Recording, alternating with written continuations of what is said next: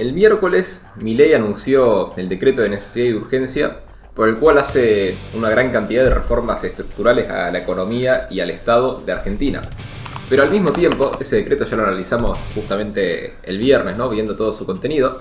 Pero al mismo tiempo, el ministro de Economía, Luis Caputo, sigue tomando medidas para resolver el tema fiscal y monetario. Y eso es lo que vamos a analizar en este video, que son las medidas complementarias justamente a estas reformas estructurales, ¿no? Soy Facundo Jurisic, estoy acá a mi derecha con Isra Albornoz Molinari, y esta sería la 85ª reunión de la Mesa del Caos. Entonces, bueno, ¿qué pasó en estos días con Caputo y con todas las medidas que fue tomando, que por ahí quedaron como un poco invisibilizadas, podríamos decir, ¿no? O ocultas por el anuncio del DNU. Sí, totalmente invisibilizadas. Ahora, Caputo era un problema con la devaluación, ¿no? Como que por ahí uno había dicho ahora los que no éramos pobres ahora somos pobres porque el dólar estaba a 3.50 y ahora está a 800, ¿no? Tomando el dólar oficial. Sí, bueno, había mucha, si se quiere, un recibimiento bastante hostil. Sin embargo, ahora ya está, ya nos olvidamos porque hay otras cosas y ahora el decreto de Milei es mucho más, si se quiere, un golpe mucho más fuerte. Haciendo referencia a esto que decíamos la vez pasada, ¿no? El primer golpe fue el de Caputo, el segundo golpe podría decirse que fue el protocolo de Bullrich, y el tercer golpe del gobierno es el decreto desregulatorio, ¿no? Sí, que tiene un nombre muy particular. Sí, ¿no? El decreto de las bases para la reconstrucción. Las bases. Haciendo referencia al libro, ¿no? Bases. Sí, el de Alberdi. El libro de Alberdi. Ahí está, sí. Sí. Y bueno, básicamente es eso, ¿no? Como que con estas medidas así de gran impacto, como que el gobierno va moviendo la opinión pública. Y en este sentido lo que fue haciendo Caputo sí que quedó un poco más oculto. Y bueno, básicamente, ¿qué fue esto, no? Que viene haciendo Caputo esta semana. El lunes se reunió con los empresarios de la UIA, la Unión Industrial, para explicarles justamente este bono que habíamos dicho para los que tienen deuda de importaciones, que les van a vender este bono para que lo puedan comprar con pesos y con eso pagar sus deudas en dólares o usarlo para conseguir dólares por crédito, ¿no? Sí. Entonces fue a explicarles este bono el lunes y dijo que además se va a analizar la deuda igualmente que sea dentro de la misma empresa, ¿no? O sea, de una sucursal de acá y que le deba una sucursal de otro país, que eso se va a analizar, y también todos los casos que ya habíamos dicho, ¿no? De empresas o pseudoempresas que en realidad no estaban importando nada, pero que se registraban como importadores para acceder al dólar más barato, ¿no? Dado el sistema arbitrario que había. Entonces, bueno, hizo eso y aparentemente tuvo, no sé si una discusión, pero como una diferencia con los empresarios textiles. Sí. Porque los empresarios textiles le pidieron que vuelva a limitar las importaciones, ¿no? Y Caputo se negó, le dijo no va que a pasar. No. Y esto es muy interesante porque los textiles son justamente uno de los más beneficiados con este proteccionismo, ¿no? Es algo sabido, o tal vez no lo sepan, pero la ropa en Argentina, en términos reales, es más o menos un 100% más cara, o sea, tiene el doble de precio que en otros países, justamente porque es muy difícil importar ropa, y mucha de la ropa se hace con producción local, justamente con el proteccionismo, y es mucho más cara que en otros países, y de hecho cuando uno ve durante el gobierno de Alberto, que se volvió a implantar más un proteccionismo en el sector textil, el precio de la ropa subió a un ritmo que es el doble que el de la inflación. Sí. Entonces, bueno, acá tenemos a los textiles justamente queriendo resguardar esto y Caputo les dijo que no, que ahora se importa ropa libremente de cualquier lugar, ¿no? Sí, son empresarios totalmente prebendarios. No sé si los más prebendarios, pero sí, no son los más prebendarios, pegan en el palo. Claro, es como decía Spert, quieren cazar en el gallinero y directamente te lo dicen en la cara, ¿no? Sí, ¿no? Van y directamente te lo piden. Y bueno, básicamente esto, ¿no? Caputo se negó y dijo que a partir de enero rige este nuevo sistema de importaciones, que parece que no va a ser 100% libre todavía, aunque sea hasta que no se sabe el cepo, pero va a ser mucho más flexible que el que había hasta ahora, ¿no? Con licencias automáticas, que vos cumplís ciertos criterios y ya te da automáticamente, ¿no? Que te lo da un funcionario de manera arbitraria. Sí, no es... A ver, para que sea totalmente flexible, se necesita hacer una apertura económica total. Claro. El tema es que todavía impositivamente o regulatoriamente, a pesar de que hubo un decreto desregulatorio, no estamos en total ventaja, ¿no? Sí, no estamos. Porque recién eso se va a ver con el proyecto de ley, que es más grande que el decreto desregulatorio, ¿no? Encima de eso. Claro. Bastante más grande que el decreto desregulatorio. Claro. Entonces sí, no están dadas las condiciones todavía para esta cuestión. Pero sí que va a ser un sistema mucho más flexible y que se va a permitir importar muchas más cosas, ¿no? Y sobre todo sin ningún tipo de distinción entre, bueno, como era con el sistema de masa, ¿no? Que la Secretaría de Comercio te decía arbitrariamente, bueno, vos podés importar y vos no. Bueno, la CIRA ya no está. Claro, y ahora La eso CIRA no ya está no. más, ¿no? Sí. Ahora va a ser automático y cualquiera que cumpla ciertos requisitos puede importar sin que sea algo tan arbitrario. Entonces, bueno, justamente con este sistema de las CIRAs es que Massa habilitaba importar a un montón de empresas sin que tengan los dólares, ¿no? Sí. Y les decía, bueno, los dólares te los voy a dar después. Sí, y eso se va acumulando una deuda, ¿no? Claro, entonces Massa justamente fue habilitando esto y se acumularon 30.000 millones de dólares de deuda de estas empresas que importaban y bueno, le decían a sus proveedores, ¿no? Que les pagaban en 2 meses, en 3 meses, entonces importaban igual. Y Massa que les decía, bueno, yo te voy a vender estos dólares en diciembre. Sí. Entonces, bueno, eso no pasó porque, bueno, justamente esos dólares no están. ¿Y qué pasa? Que el Banco Central ya se había comprometido, ¿no? A cambiar los pesos de las empresas por dólares al tipo de cambio oficial para que puedan pagar sus importaciones. Entonces, como este es un problema importante, como dije, son más o menos 30.000 millones de dólares de deuda. Aunque hay que ver si este número no se puede achicar, ¿no? Sobre todo viendo si mucha de esta deuda no era, como te dije, ¿no? De empresas que no importaban pero querían acceder a dólar oficial. Sí. Se puede achicar un poco. Pero bueno, igualmente sigue siendo una gran cantidad de deuda. Y el tema es que, como no hay dólares para pagarlo, Caputo ideó esta estrategia con un bono, que es el bono para la reconstrucción de la Argentina libre, que se llama BOPREAL, ¿no? Por las siglas. Que básicamente es un bono que las empresas compran en pesos y el bono le paga esa cantidad en dólares al tipo de cambio oficial, pero dentro de 1 año, de 2 años o de 3 años. Sí. Y con una cierta tasa de interés, ¿no? Y con ciertos beneficios. Y la idea es que, bueno, con este bono las empresas puedan vender estos bonos por dólares, ¿no? En el mercado de deuda y así pagarle a sus proveedores o en todo caso usarlo como colateral para sacar un crédito en dólares. Esa es un poco la idea. Y justamente esta semana, creo que fue justamente este viernes, se anunció específicamente cómo van a ser estos bonos BOPREAL, ¿no? En una comunicación del Banco Central. Y va a haber 3 series de bonos, básicamente. La primera serie se vence el 31 de octubre del 2027. La segunda serie el 30 de junio del 2025. Y la tercera serie el 31 de mayo del 2026. O sea, que vemos como las 3 versiones del bono. Como dije, ¿no? Una vence 2025, otra 2026, otra 2027. Y cuando vence, obviamente, el Banco Central tiene que pagar esos dólares, ¿no? Y cada uno con distintas características, ¿no? O sea, la serie 1, que se vence en el 2027, por ejemplo, va a ser aceptable para pagar impuestos. O sea, las empresas que tengan que pagar ciertos impuestos, en vez de usar pesos, pueden pagar con el bono. Con bonos. Y fíjate cómo este es un incentivo para comprar el que vence, bueno, más adelante en el tiempo, ¿no? Porque los que se vencen en el 2026 y en el 2025 no son aceptables para pagar impuestos. Fíjate cómo ahí ya tenés una ventaja justamente del que se vence más adelante. Después, bueno, también estos que se vencen en el 2027 son transferibles, estos son todos igualmente, y se pueden cotizar en el mercado de deuda. Y los que se vencen en el 2026 también, pero los que se vencen en el 2025 no se pueden cotizar en el mercado de deuda. Entonces es como 2025 es el que tiene menos cosas, 2026 tiene un poco más, y 2027 porque tiene más cosas. Justamente con esta idea de ir atrasando. Y también está la tasa de interés, ¿no? El que vence en el 2025 no tiene tasa de interés. O sea, lo compras y te pagan los dólares igual. Sí. El que vence en el 2026 tiene un 3% de tasa de interés. Y el que vence en el 2027 tiene un 5% de tasa de interés. Entonces, básicamente, esas son las diferencias principales de los bonos.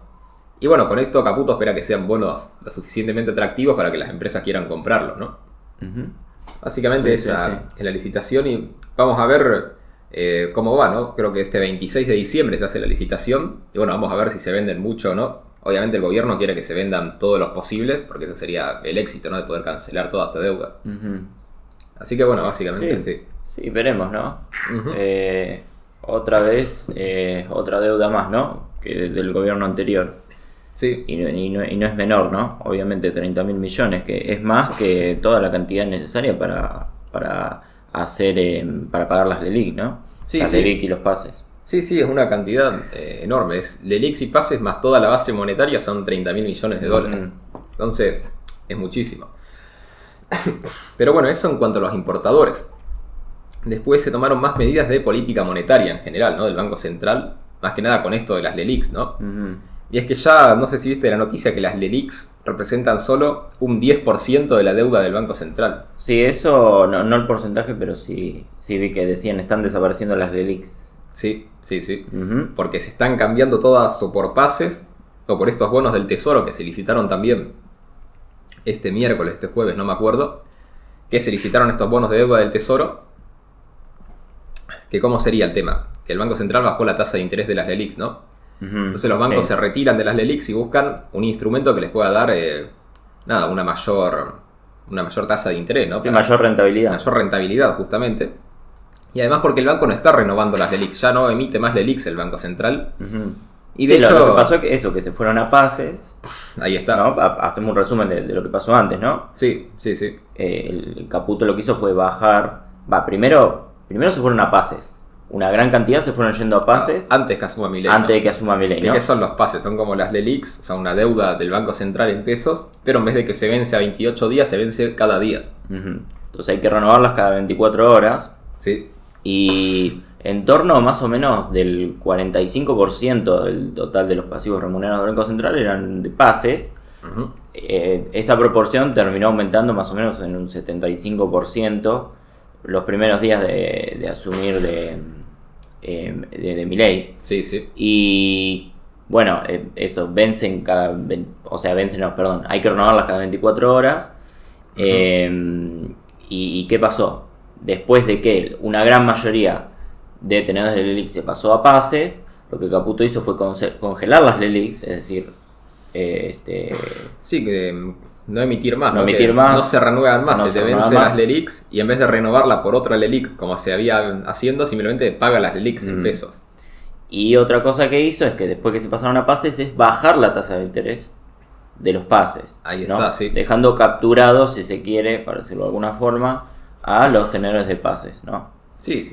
A ver, igualmente los pases, lo que tiene es que por ahí podemos decir que son menos riesgosos para los tenedores porque hay que renovarlos cada 24 horas y en caso de una corrida, una explosión inflacionaria, no se renuevan.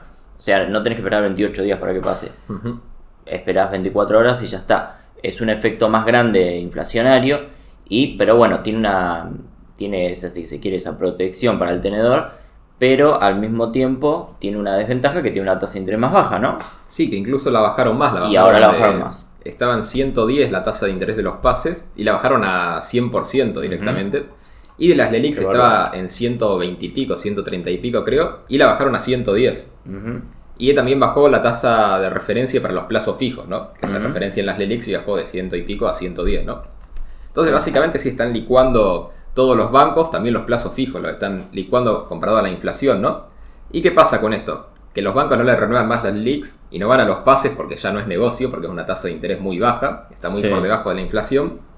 Entonces el Tesoro, ¿no? El Ministerio de Economía, emitió estas letras del Tesoro, que son deuda en pesos también, que se paga de acá a un mes, con cierta tasa de interés. ¿Que eso es para qué? Para que todos los bancos que están buscando justamente rentabilidad, ¿no? Con toda esa liquidez que acaba de salir de las LELIQs, compren esas letras del Tesoro. Sí. Y el tema es que estas letras del Tesoro se rumoreaba, creo que dijimos la semana pasada, que iban a tener una tasa de interés del 15%. Que ya de por sí iba a ser un poco por debajo de la inflación y entonces iba a poder pagar solo con recaudación. Sí. Habíamos hablado de eso, ¿no? Habíamos hablado, sí. Y finalmente quedaron con una tasa de interés del 8,6%. O sea... Muy baja. Sí, muy baja. Muy baja. O sea, básicamente los están licuando a los bancos de una manera absoluta, ¿no? Muy fuerte, sí. Sí, porque imagínate con una inflación que va a estar en torno al 20 y pico, al 30, o algunos dicen hasta el 40 mensual, una tasa de interés del 8%... te licúa completamente. Sí, les dicen, no vas a perder tantos pesos, pero vas a perder. Vas a perder menos si me compras esto. Claro, y el tema es que los bancos no tienen ninguna otra opción, ¿no? Porque justamente con la economía, como está paralizada, como no hay crédito productivo, como no hay nada, o sea, la única opción que les queda es comprar estas letras del Tesoro. La pregunta es por qué entonces siguen renovando LELIQs. LELIQ pases, lo que queda de las LELIQs. Bueno, ese 10% que quedan en las LELIQs. No, bueno, es que eso no se sigue renovando. Lo que pasa es que son LELIQs que se compraron el 11 de enero, por ejemplo, el 11 de diciembre, y que vencen ahora el 11 de enero, ¿no? El 10 de enero, el 9 de enero, y que justamente cuando llegue el vencimiento no se renueva más. O sea, las LELIQs que quedan son LELIQs que se compraron de antes y que falta que llegue el día para que no se renueve. Claro, pero ese dinero va a ser tirado a la calle. Bueno, justamente este es el punto, ¿no? Que al salirse de las LELIQs, una parte va para comprar pases, otra parte fue para esta deuda del Tesoro, y otra parte sí se espera que vaya a la calle. Pero ya está muy minimizado porque es un 10% de LELIQs. Sí, o incluso, sí, es muy poco, o sea, es muy poco y además se espera que con la inflación que hay, que nada, que eso se absorba en todo en consumo también, ¿no? Ujú. Eso en primer lugar. Sí. Y en segundo lugar se espera también que vaya mucho a comprar dólares, que justamente por eso es importante que haya bajado el dólar en estos días, porque te da como un colchón para que cuando aumente la demanda de dólares, que no suba tanto. Ujú. O sea, básicamente es toda una ingeniería financiera de que cada parte de la liquidez de las LELIC se vaya un poco para cada lado, ¿no? Y en el medio, obviamente, licuar todo, ¿no? Porque la parte que se ve a las letras del tesoro lo licuás, la parte que se ve a los pases lo licuás. Y bueno, básicamente es eso, ¿no? Es bajar completamente el porcentaje de lo que representan las LELICs en comparación a la base monetaria o al PBI. Sí. Y eso al mismo tiempo que estos bonos que dijimos de importaciones, ¿no? Los BOPREAL, que en el mejor de los casos van a servir para pagar 30.000 millones de dólares de importaciones. Ujú. Se compran a pesos y se pagan en dólares dentro de 2 años o 3 años o 4 años. ¿Y qué quiere decir esto? Que absorben más pesos de la economía. O sea, bajan todavía más la oferta Sí, de sí. pesos. Se contrarresta que al pagar los pases o las LELICs, se contrarresta con esto que bajó, entonces no sube tanto. Ujú. Sí, sí. O sea, es toda una ingeniería en este sentido. Y creo que esto lo dijo, creo que el propio Milei lo dijo, ¿no? No sé si el viernes o el jueves, que dijo que básicamente lo que están haciendo es sacar pesos de la economía. Sí, sí, sí, sí, totalmente. Eso, bueno, las expectativas de recesión aumentan, podemos decir, por lo menos estos primeros meses. Pero Sí, se puede contrarrestan ser. con las reformas regulatorias, ¿no? Sí, sobre todo lo que hace también es que te baja las expectativas de inflación. Ujú. Pero vos fíjate qué interesante cómo los bancos están buscando liquidez, que en esta licitación de las deudas del tesoro, ¿no? De las letras del tesoro, Ujú. que ya dijimos que es una tasa de interés de 8,6, que en Sí. términos reales es muy baja. Aún así hubo 11 billones de pesos de oferta de los bancos, ¿no? Para comprar estas Ujú. letras. Y el Ministerio de Economía vendió solo 2,1 billones. Ujú. O sea, el Banco Central ofreció las letras y le llegaron 11 billones de pesos de oferta para comprar y le vendió solo a 2,1 billones de Sí. pesos. O sea, fíjate cómo incluso ni siquiera le están comprando toda la oferta a los bancos, ¿no? Solo venden una cantidad menor de letras comparado a Ujú. esto. Y lo que dicen es que esto es justamente para convalidar esta tasa de interés tan baja, ¿no? Para que las letras sean como un bien más escaso también. O sea, básicamente es esto, toda una ingeniería. Y que los bancos lo que pasa es que estos 9 billones de pesos que les quedan, que están desesperados por hacerlos rentables de alguna manera, ¿no? Ujú. Sí, Porque- no perder tanto, más bien, no perder tanto. Sí, porque si los dejan sin invertirlo en ningún tipo de instrumento, esto con la inflación en 2 meses es la mitad. Ujú. Y ahí si es la mitad, nada, después puede salir a la economía, pero ya siendo la mitad tiene un impacto mucho menor, ¿no? Claro, claro, sí, sí. O sea, este es el punto, de ir licuando todos estos pasivos remunerados, todas estas deudas que tenía el Banco Central, ¿no? Y el Tesoro, para una vez que se larguen esos pesos a la economía, que tenga un impacto mucho menor por la inflación. Yo creo que, a ver, Caputo no se lo está considerando tanto, pero es uno de los principales pilares del gobierno. Y una de las principales medidas, yo diría a la par del decreto desregulatorio, Ujú. son las medidas de Caputo, más que nada con el tema de los pasivos remunerados. Sí, sí, sí, Porque bueno. no se está, mediáticamente tampoco se está teniendo tan en cuenta, pero sí, están desapareciendo los pasivos remunerados, ese riesgo de hiperinflación, Sí, sí, se que era está el haciendo. peligro más grande. Y vos fíjate cómo cuando ¿Verdad? asumió Caputo que decían, bueno, al final no hubo medida de shock para las LELICs, no se van a arreglar las LELICs. Y no Sí, fue de hubo shock, mucho shock, más. pero fueron una serie de medidas a lo largo de 2 semanas que te las fueron reduciendo A ver, el enormemente. shock de 2 semanas. Qué sé yo, viste, si eso no es shock.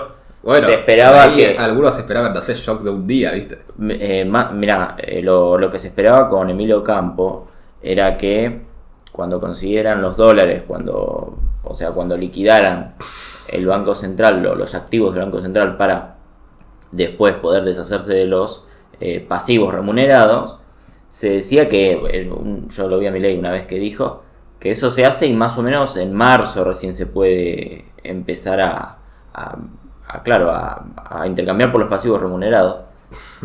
Pero recién en marzo.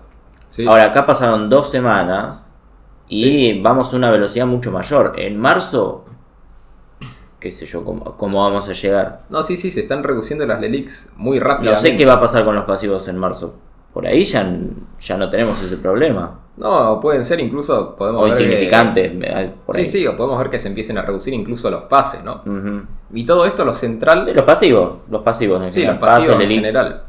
Y todo esto lo central, que por ahí, como decíamos en un directo de la semana pasada, ¿no? De que si el gobierno puede comunicarlo, ¿no? Pero si pudiera, estaría bueno que lo comunique también, como que, mira, se están licuando a los bancos, que son uno de los grandes ganadores, ¿no? Con todo este esquema del cepo cambiario, de las LELIQ, de todo. Ajuste a los bancos. Sí, y que se puede poner como ajuste a la casta, ¿no? Porque los bancos al final son empresas que lo único que hicieron todos estos años fue prestarle al Banco Central y ganar plata con los intereses, y ya está, sin hacer nada especialmente productivo. Entonces eso es interesante. Y el tema es que dijimos, todo esto que se va pagando, ¿no? De los pasivos y de las letras, primero que se licúa enormemente todo ese capital. Y segundo que dijimos, bueno, una parte todavía se absorbe por letras del tesoro, otra parte por pases, otra parte va al consumo, o sea, se lo saca la gente, ¿no? Y otra parte va al dólar. Y el tema es, bueno, entonces, ¿por qué el dólar parece que no se está moviendo mucho? ¿O bueno, por qué no se desata una inflación mayor todavía? Bueno, eso, bueno, creo que es muy fácil. Si hay más demanda de dólar, pero que lo que pasa es que hay una mayor oferta de dólares al mismo tiempo, que sobrepasa la demanda. Ahí está, sí, eso es lo que... Hay dólares, podemos decir que hay dólares. Sí, hay cierta cantidad, igual todavía obviamente restringido, porque sigue habiendo muchas regulaciones para los mercados. Bueno, el dólar, no sé si después lo vas a decir, pero el dólar blue ya no es... Claro, ya no es ilegal. Ya no es ilegal. No, por eso. Se sacaron algunas regulaciones, pero por ejemplo el contado con liqui sigue teniendo varias, ¿no? Más que nada para evitar corridas, que no se puede sacar más de cierta cantidad por día o ciertos números grandes. Pero bueno, aún así son un poco menos regulaciones de las que había con Massa, porque algunas se fueron sacando. Y el dólar está bajando incluso. O bueno, ahora está estable en 940, 950. Y el tema es que esto en gran parte es porque con el nuevo esquema también de exportaciones, el campo liquida un 20% de lo que liquida, ¿no? Lo liquida el mercado de contado con liqui. Y entonces ahora como el campo está liquidando más porque el dólar oficial está mucho más alto, eso te genera una oferta constante, ¿no? Del contado con liqui. Que dicen que el riesgo puede ser en febrero, que es por ahí donde hay menos liquidaciones, y ahí sí puede subir el contado con liqui más.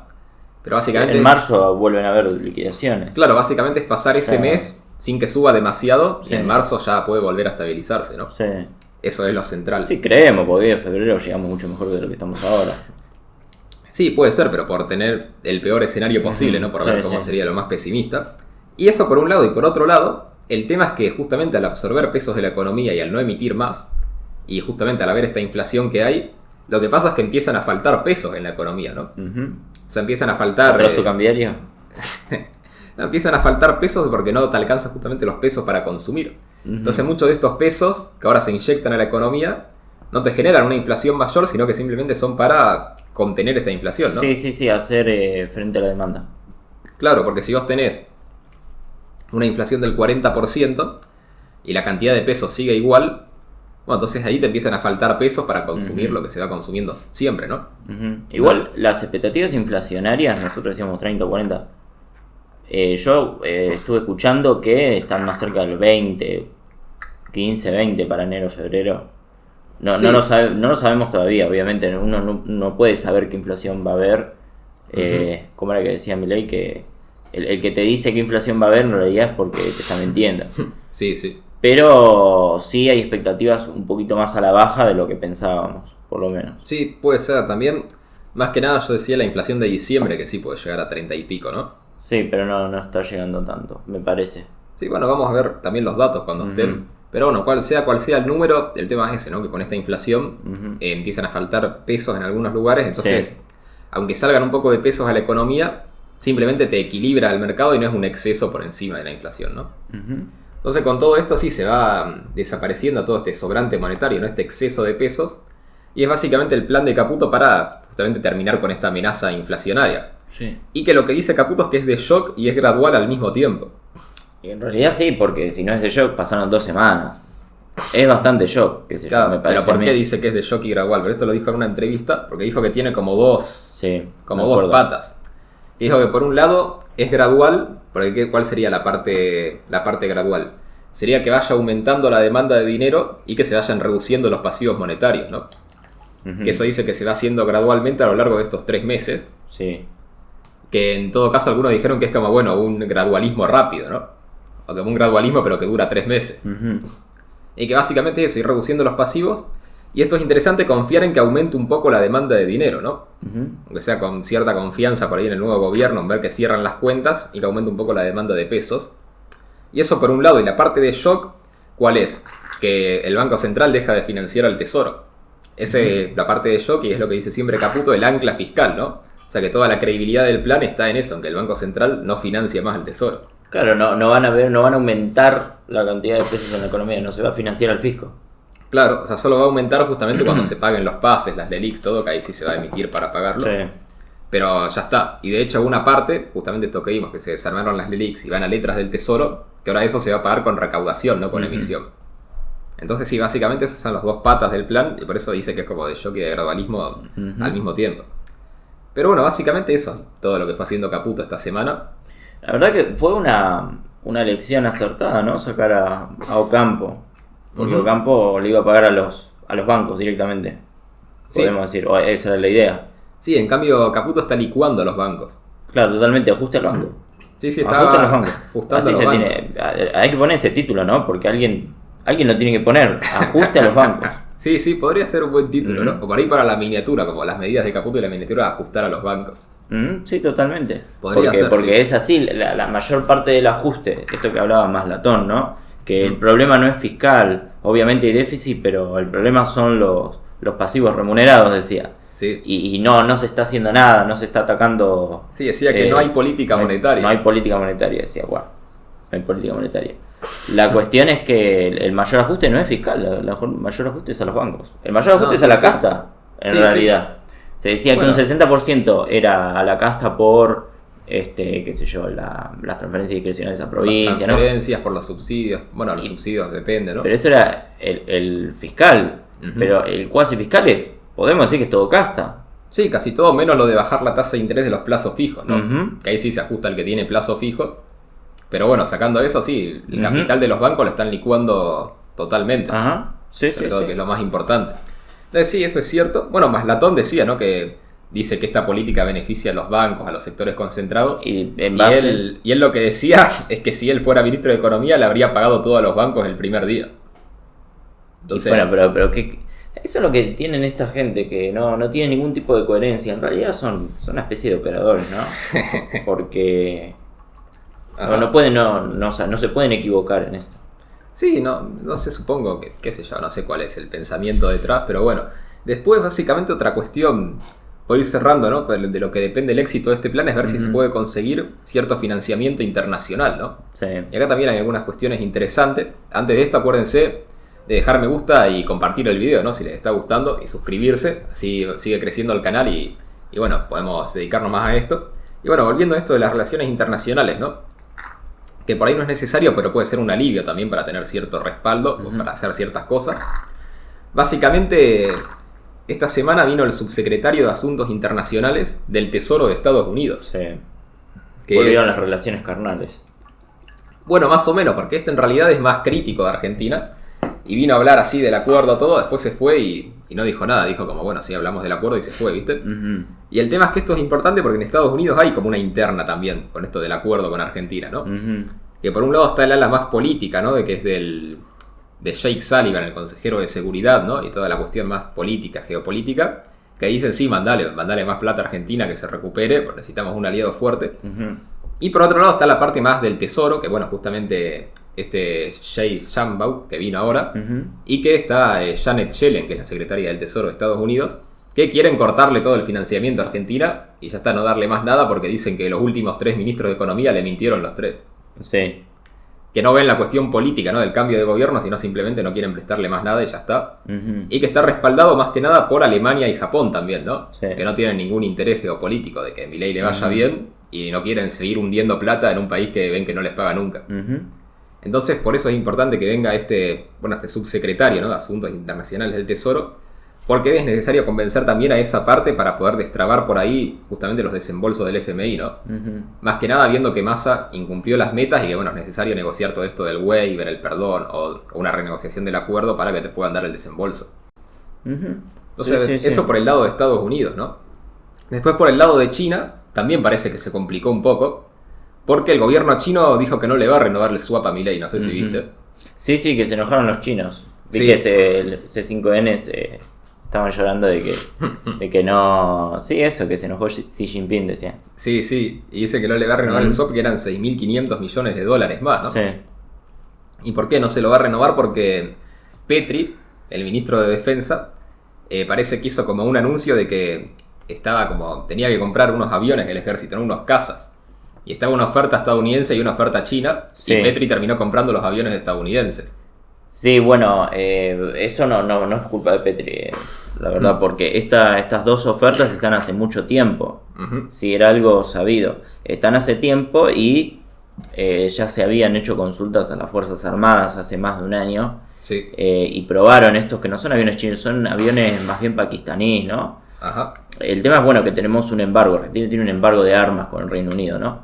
Claro. Y para el abastecimiento, si no produce Argentina, necesita que ninguna parte de lo que compra sea hecho por empresas británicas, ¿no? Porque te tiran abajo la venta. O sea, no podemos comprar. Sí.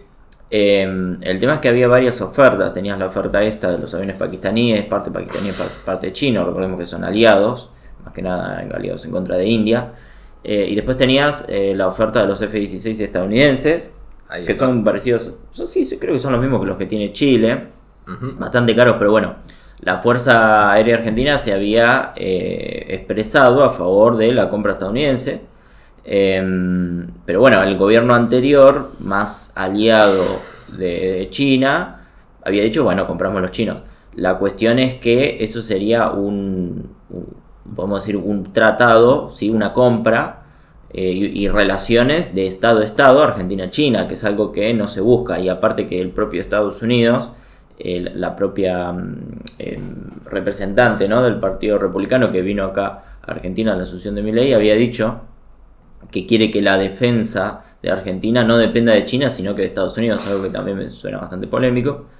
Pero la cuestión es esa, que lo primero que dijo es que nos compren a nosotros y no a los chinos. Y bueno, y eso se dio, no es que Petri decidió, sino que era algo sabido que ya con Milei no se iba a hacer la compra de los aviones que quería China. Y bueno, entonces los chinos dijeron, bueno, no, entonces no los renovamos. Claro, sí. Y bueno, es algo que iba a pasar. ¿Qué pasaba si igual Argentina compraba los aviones de pakistaníes, ¿no? Los cazas pakistaníes. Bueno, que el FMI no te iba a renovar nada, no te iba a desembolsar nada. O sea, tenías que elegir y sí o sí tenías que elegir a uno. Y era obvio que ibas a elegir más al bando de Occidente, ¿no? Si no, quedaría un poco fuera de lugar. Totalmente. Igualmente hay que ver esto hasta qué punto es algo decisivo, porque China es cierto que ahora decidió no renovar el swap, pero Milei también, como en un gesto de distensión, ya nombró al embajador en China también, ¿no? Y nombró a un tipo que es diplomático de carrera, ¿no? Marcelo Suárez Salvia, que no tiene ningún tipo de afiliación política, aunque sea públicamente, ¿no? Sino que es un diplomático de carrera que estaba en Trinidad y Tobago. Y bueno, ahora Milei lo nombró como embajador en China para que justamente vuelva a abrir las relaciones, ¿no? A ver si se puede destrabar el swap. Sí, bueno, sacó a Vaca Narvaja, ¿no? Sí, sacó a Vaca Narvaja. Sí, sacamos los terroristas y pusimos... que estaba de embajador de Alberto. Y desde el gobierno chino también hicieron como un gesto y dijeron que van a aprobar al embajador inmediatamente, ¿no?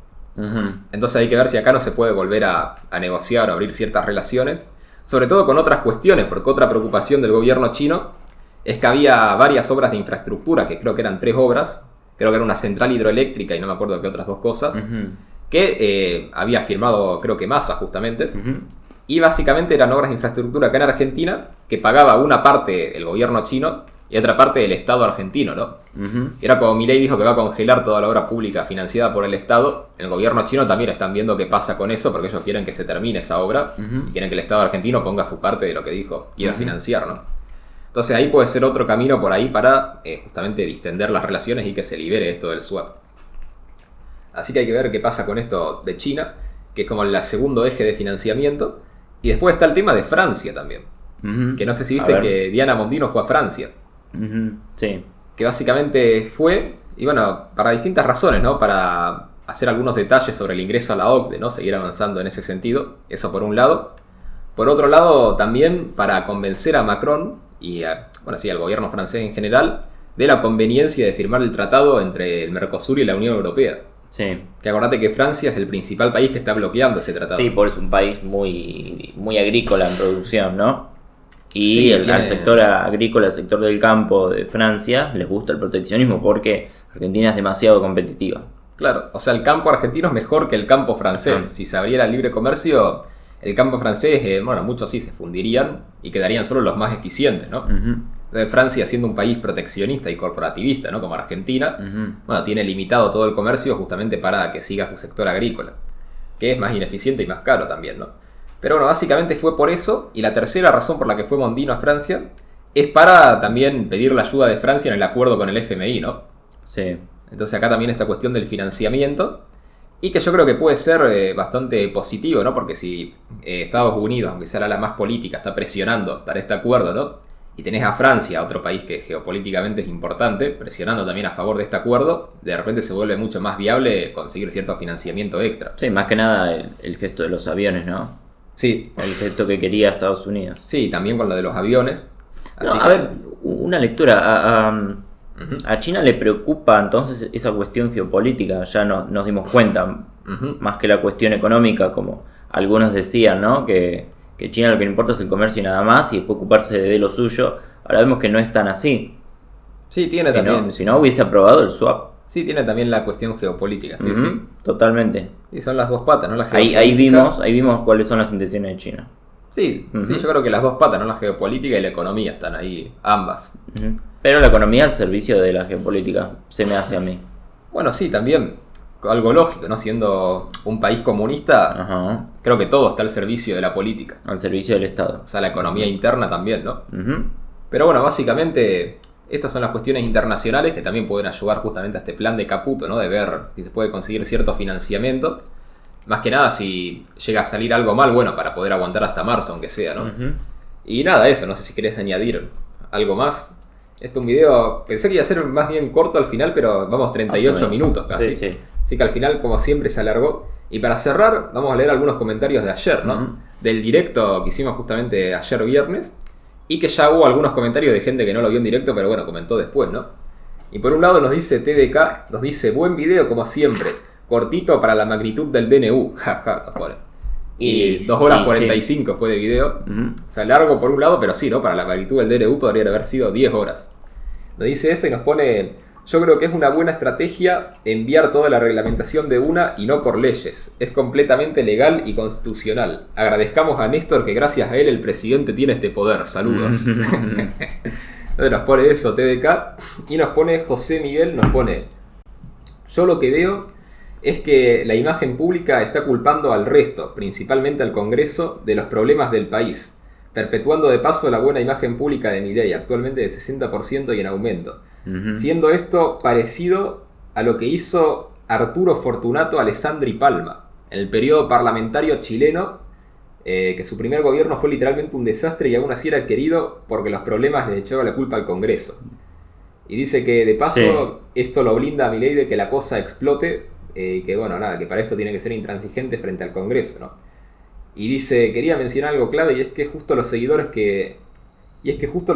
no son la gente decente de clase media que se calla y obedece, porque protestar es lo que hacen los vagos, ¿no? Y dice, sino que son expiqueteros los que votaron, como dice acá. Claro, que dice que muchos de los que votaron a Milei son ex piqueteros y por eso ahora no marchan más también. Sí, es algo, no sé si lo dijimos acá, pero lo discutíamos por ahí antes, que la mayoría de los votos a Milei, que eso se reflejó por ejemplo en las generales, la gran mayoría son menores de 35 años y por lo menos son hombres. Podemos decir que 3/4 de los hombres argentinos menores de 35 o 40 años votaron a Milei. ¿Se entiende? Sí. Y esos son los grupos más peligrosos que podrían salir a la calle y hacerte, qué sé yo, una protesta masiva, ¿no? Y una explosión social. Y esos son el núcleo duro de Milei. Porque sociológicamente el votante de Milei cambió, la sociedad argentina cambió, la cultura cambió. Entonces ya es más difícil que le hagan una manifestación masiva a Milei. Lo que tenemos, bueno, son ciertos grupos progresistas, por ahí dice vagos, ¿no? Yo diría algún cheto, ¿no? Sí, que justamente palermitanos. Que justamente son minoritarios, ¿no? Que uno ve la parte de arriba Y son marchas que hacen mucho ruido, pero no es tanta gente como para que sea todavía algo masivo, aunque sea. Sí, totalmente. Sí. Entonces, bueno, básicamente eso. No sé Eso marca una diferencia sociológicamente entre la hora y lo que era hace, no sé, 10, 20 años. Sí, que el voto joven era más del kirchnerismo, ¿no? Exacto. Ahí está el punto. Bueno, de hecho, que en el kirchnerismo decían que los jóvenes nunca van a ser de derecha, decían, ¿no? Decían que el futuro era suyo porque a Macri lo votaban solo los viejos. Y bueno, al final se les dio vuelta, ¿no? Totalmente. Pero bueno, no sé si querés decir algo más, ya vamos cerrando con esto. Entonces acuérdense esto de compartir el video y dejar me gusta si les gustó. Y si nos quieren ayudar a poder dedicarnos más a esto, nos pueden ayudar donándonos por Cafecito o por el Patreon, que está el link acá abajo en la descripción, que se pueden suscribir desde $1 mensual. Y bueno, aprovechamos para agradecer también a los que nos fueron donando en estos últimos días, como Daniel, TDK, Rey Bill y... siempre me olvido el último, pero lo quiero decir porque si no queda mal que me olvide uno solo, ¿no? A ver, era... Acá está, y Martín, justamente, ¿no? Que me había olvidado, y Martín también. Así que muchas gracias a todos ellos que nos fueron donando en estos últimos días. Acuérdense que están los links acá abajo en la descripción. Y sin nada más que decir, ¡feliz Navidad!